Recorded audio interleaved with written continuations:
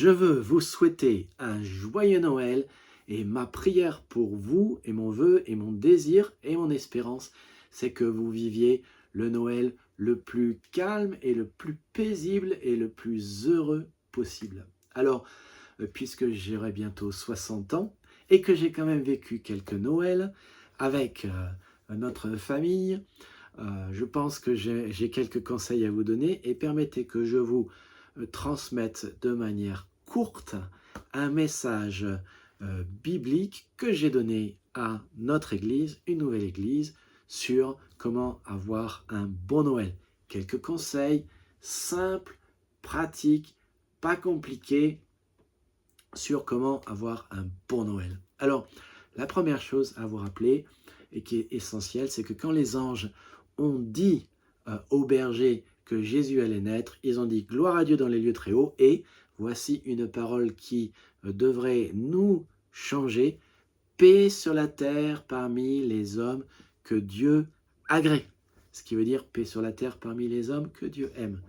Ce que ça veut dire, c'est que Dieu, en nous envoyant Jésus-Christ, c'est pour nous donner sa paix, pour nous donner son salut. Jésus est venu pour nous sauver de nos péchés, nous réconcilier avec Dieu, pour que nous soyons en paix avec lui, pour que ce qui nous sépare de notre relation avec Dieu puisse être enlevé, qu'on puisse être pardonné et avoir la vie éternelle, qu'on puisse vivre la paix. Noël ne devrait être ni un sujet de frayeur pour les bergers, ni une occasion de dispute pour les familles. Donc ça, c'est vraiment fondamental. Dieu dit dans sa parole, si possible, autant que cela dépend de vous, soyez en paix avec les hommes. Et forcez-vous d'être en paix avec tout le monde et de mener une vie sainte, car sans cela, personne ne pourra voir le Seigneur. Et puis, ne devez rien à personne, si ce n'est de vous aimer les uns les autres. Alors, d'abord, pour que vous viviez en paix, permettez que nous parlions de ce que vous trouvez, je trouve, normal. Pour vivre un Noël en paix, c'est important d'abord de m'interroger sur ce que je trouve normal. Parce que beaucoup de tensions que l'on a proviennent de ce qu'on s'imagine être normal. On a des idéaux ou des idées et on aimerait que les autres se conforment à nos idéaux ou à nos idées, ce qui est en soi déjà un début de forme de dette. Et puis on est frustré parce que l'un ou l'autre ne se comporte pas d'une manière normale comme on aimerait. Quel est l'antidote à des normalités pas si normales que ça? Le point de vue du Seigneur. Dieu dit, le ciel et la terre passeront, mais mes paroles ne passeront pas. Jésus dit, ta parole est la vérité. Et je peux avoir une opinion, elle peut être normale en apparence, mais finalement, c'est toujours les principes de Dieu qui régissent l'univers et qui devraient être la norme. Sachant que la norme, elle nous libère du péché, elle nous libère des attentes, elle nous libère des dettes, elle nous libère donc des attentes déçues et des rancœurs. Jésus a dit, si vous demeurez dans ma parole, vous êtes vraiment mes disciples, vous connaîtrez la vérité vous rendra libre. Alors, deuxième chose essentielle pour que vous passiez un bon Noël, c'est l'acceptation des autres. Pour vivre un Noël dans la paix, pour vivre un Noël sans dette, il faut que vous acceptiez les autres comme ils sont. Parce que sinon, vous aurez des attentes vis-à-vis des autres et vous voudrez les changer et vous aurez tendance à vouloir les manipuler et vous êtes en train de dire « je ne t'accepte pas tel que tu es » alors que Jésus nous accepte tel que nous sommes et il aimerait que nous traitions les autres comme lui nous traite. Il aimerait que nous acceptions les autres comme il est. L'antidote à notre manque d'acceptation des autres, c'est que nous devons juste ne pas oublier que Jésus nous a acceptés comme nous sommes et que comme il nous a traités, nous devrions traiter les autres. Troisième chose et troisième point pour vivre un Noël dans la paix, c'est d'éviter les sous-entendus. Vous devez éliminer les sous-entendus. C'est compliqué si vous êtes dans une culture qui est implicite. C'est moins compliqué si vous êtes dans une culture qui est explicite. Beaucoup de cultures du Sud ou de l'Orient sont très implicites. L'antidote aux sous-entendus, c'est que Jésus est l'expert en communication et que dans Matthieu 18, 15 et 5, 23, pour qu'il y ait une bonne communication, il faut que les deux personnes qui doivent communiquer communiquent ensemble et disent clairement les choses, que l'émetteur soit en face du récepteur et discute du sujet en toute franchise et vérité, sachant que, comme la Bible dit, c'est vrai pour l'Église, mais c'est vrai partout pour tout homme. Nous sommes membres les uns des autres, et c'est en disant la vérité que nous grandirons à tout point de vue relationnellement. C'est ce que la Bible dit. Donc, comme le fer aiguise le fer, l'homme s'aiguise au contact de son prochain.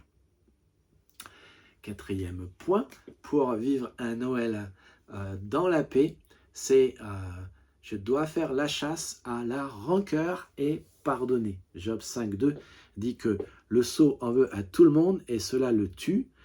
Les rancœurs et les ressentiments que les gens ont dans les familles ne sont pas des états d'âme neutres, sans répercussion et sans impact. Cela produit de l'amertume, ça pousse des rejetons, ça produit du trouble et tout le monde en est infecté. Alors, d'abord, tu estimes qu'on t'a fait du tort et que c'est pas normal, et puis après, tu as mal, et puis parce que ta plaie n'est pas soignée, tu refuses de pardonner, ça devient de l'amertume, ça alimente cette amertume, et cette amertume va pourrir la fête de Noël.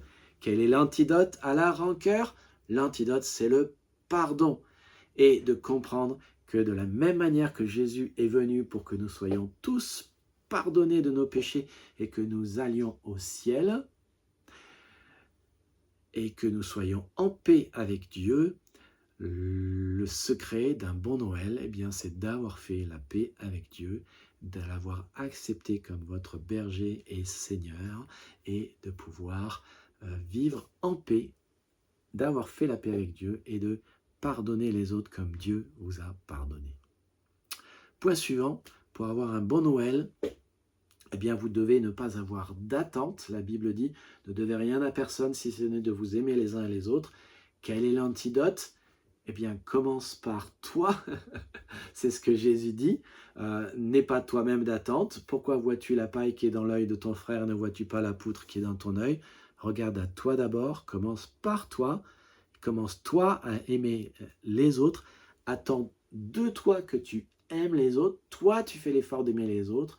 Et tu n'as pas de dette. C'est toi qui aimes les autres comme Dieu dit, ne devez rien à personne si ce n'est de vous aimer les uns les autres. Alors, juste pour dire, il est difficile de vivre en paix si je n'ai pas fait la paix avec Dieu et avec moi-même. Jésus a dit, je vous laisse ma paix. La raison pour laquelle il est venu sur cette terre, c'est pour que nous fassions la paix avec Dieu, que nous nous réconcilions avec lui, que nos péchés soient pardonnés, que nous puissions être certains d'aller au ciel parce qu'il est mort pour nous à la croix. Vous ne pouvez vivre sans dette si votre dette n'a pas été remise. Si votre dette a été remise, vous arriverez à remettre la dette des autres. Mais si votre dette n'a pas été remise, vous n'arriverez pas à remettre la dette des autres. Si vous aimeriez faire la paix avec Dieu, il suffit de lui dire et de répéter, Seigneur, tu as dit, paix aux hommes que tu agrées et que tu aimes. Je veux connaître cette paix. Merci que tu as envoyé ton Fils Jésus-Christ pour moi à la croix, pour que je puisse être réconcilié avec toi.